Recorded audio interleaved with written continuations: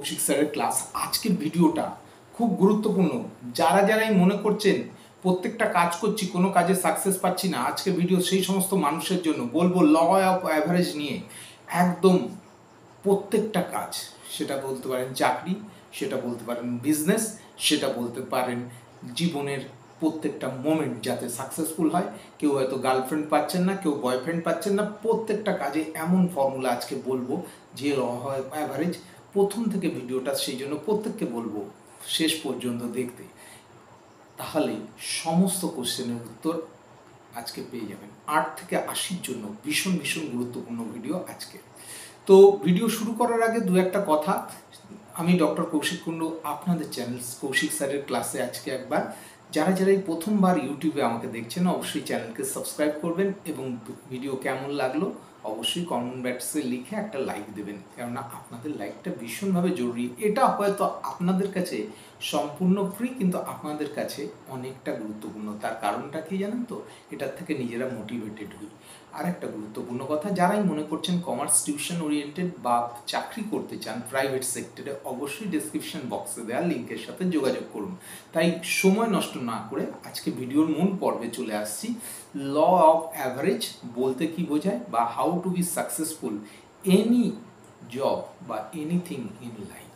তো কথা না বাড়িয়ে মেন পর্বে প্রথমেই বলি, আমরা বিভিন্ন সময় বিভিন্ন জায়গায় বিভিন্ন কাজে যাই এবং কাজে যাওয়ার সাথে সাথেই জানেন তো, যারাই কাজ করে তাদেরই ভুল হয়, ব্যর্থতা আসে, সব কিছু আসে। এবং সবচেয়ে বড় কথা কি, অনেক সময় আমরা এতবার ব্যর্থ হই, ব্যর্থ হওয়ার পরে মনে হয় বোধহয় এই লাইনটা বোধহয় আমাদের জন্য নয়, পুরো জিনিসটা আমরা ছেড়ে দিই। অনেক সময় দেখা যায় ইন্টারভিউ দিতে গিয়ে আমরা খুব ভালো প্রিপারেশন নিয়েছি, সব কিছু গেছি, কিন্তু ইন্টারভিউ দিতে গিয়ে দেখলাম যে ইন্টারভিউয়ার এমন কিছু ধরলো বা এমন কিছু জিজ্ঞাসা করলো যেটা হয়তো আমাদের ইমাজিনেশনের বিপক্ষে ছিল বা ইমাজিনেশনের বাইরে ছিল।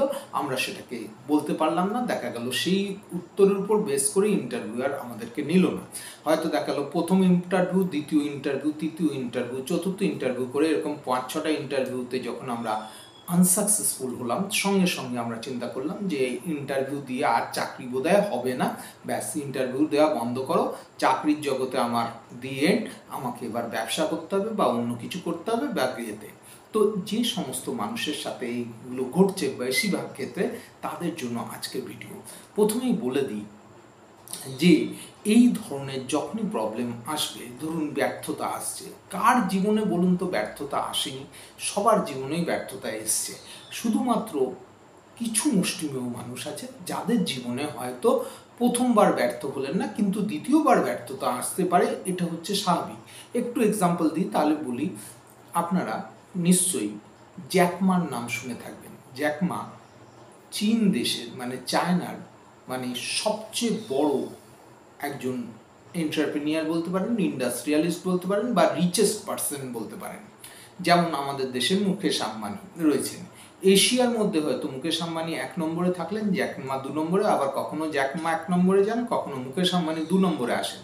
এই জ্যাকমার যদি লাইফ স্টোরি আপনারা দেখেন, ইউটিউবে প্রচুর ভিডিও আছে এর উপর, জ্যাকমা জীবনে 20 বারেরও বেশি ব্যর্থ হয়েছেন এবং 20 বারেরও বেশি ব্যর্থ হওয়ার পর লাস্ট বার উনি ট্রাই করার পর তখন দেখা গেছে উনি সাকসেসফুল হয়েছেন। দেখুন, আজকে আমাদের ইয়ং জেনারেশনের ছেলেমেয়েরা পাবজি গেম বলতে একদম অন্তর্ধান, সবাই পাবজি খেলছে, বাইরে খেলছে। যত ধরনের এই ধরনের যে সফটওয়্যার, সেগুলো তৈরি করেন হচ্ছে জ্যাকমা, তাদের নাম করা সংস্থা, তার তৈরি সংস্থা, বা তিনি ফাউন্ডার চেয়ারম্যান, তিনি হচ্ছেন আলিবাবা গ্রুপের। তো সেই জায়গায় ল অফ অ্যাভারেজ কীভাবে কাজ করে দেখুন, একটা জিনিস আপনাদের সঙ্গে ডিসকাস করতে পারি। ল অফ অ্যাভারেজ বলতে কি বোঝায়? 3 ধরনের মানুষের সঙ্গে আমরা রেগুলারলি মুখোমুখি হই। এক ধরনের মানুষ বা এক ধরনের কাস্টমারকে আমরা বলি লয়াল কাস্টমার বা হার্ট কাস্টমার বা কনজিউমার, এদেরকে আমরা বলি। কি ধরনের হার্ট কাস্টমার বা কনজিউমার?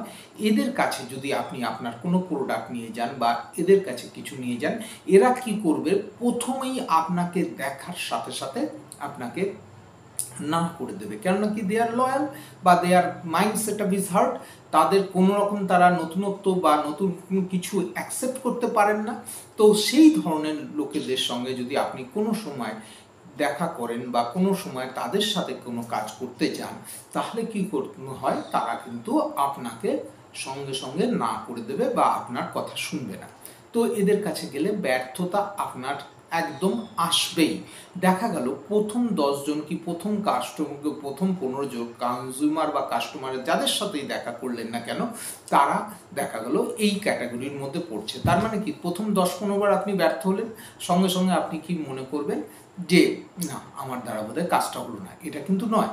সেকেন্ড ধরনের আরেক ধরনের লোকজন রয়েছেন যাদেরকে আমরা বলি মিডিয়াম কনজিউমার বা মিডিয়াম কাস্টমার। এরা কীরকম আছে, এরা মোটামুটি ভালো জিনিস খোঁজে, কিন্তু চেঞ্জ করার ইচ্ছাটা এদের মধ্যে কম। এদের মধ্যে গতানুগতিক ব্যাপারটা বেশি।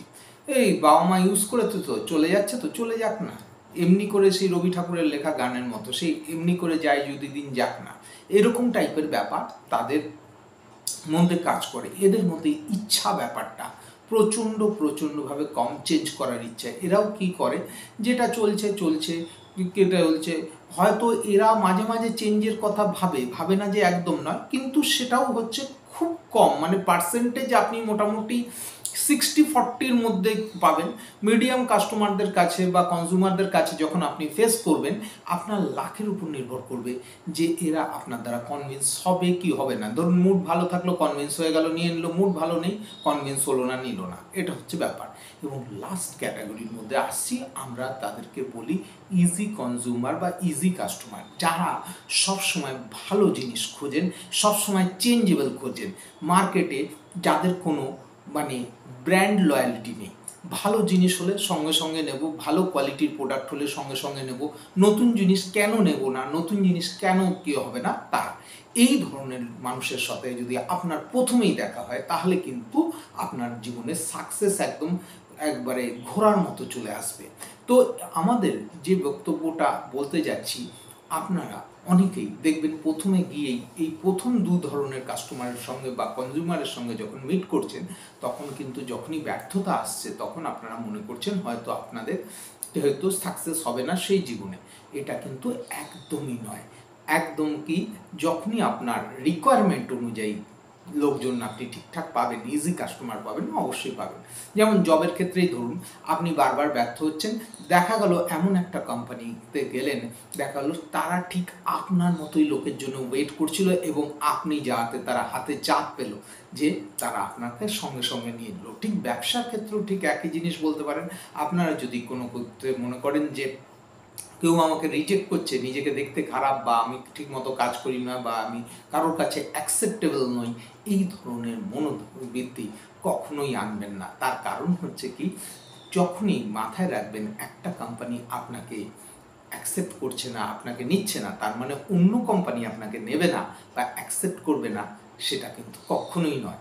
সুতরাং কি করতে হবে, করার success of the story of everything, secret of সাকসেসের মুহূর্তে গোল্ডেন রুল বলতে যাচ্ছি, সেটা খুব ভালো করে শুনবেন। সেটা হচ্ছে নিজের স্কিলের উপর ভীষণভাবে কনফিডেন্স তৈরি করুন, নিজের স্কিলকে বারবার ধার দিন।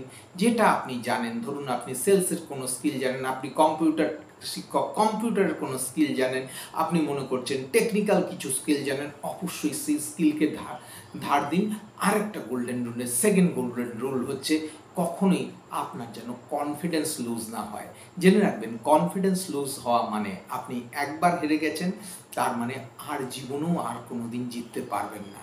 কিন্তু কনফিডেন্স যদি আপনার সাংঘাতিক থাকে, ডিটারমাইন্ড থাকে, অবশ্যই আপনি কিন্তু লাইফে একবার হারলে কি হয়েছে, প্রচুরবার জেতা আপনার জন্য ওয়েট করছে। কেমন লাগলো আজকের ভিডিওটা? আপনাদের সাথে অসংখ্য ধন্যবাদ এতক্ষণ সময় আপনারা আমাকে দিলেন বলে। যদি ভিডিও ভালো লেগে থাকে, অবশ্যই সাবস্ক্রাইব এবং লাইক করে দিয়ে শেয়ার করে দেবেন। দেখা হচ্ছে পরবর্তী ভিডিওতে। খুব ভালো থাকবেন। নমস্কার।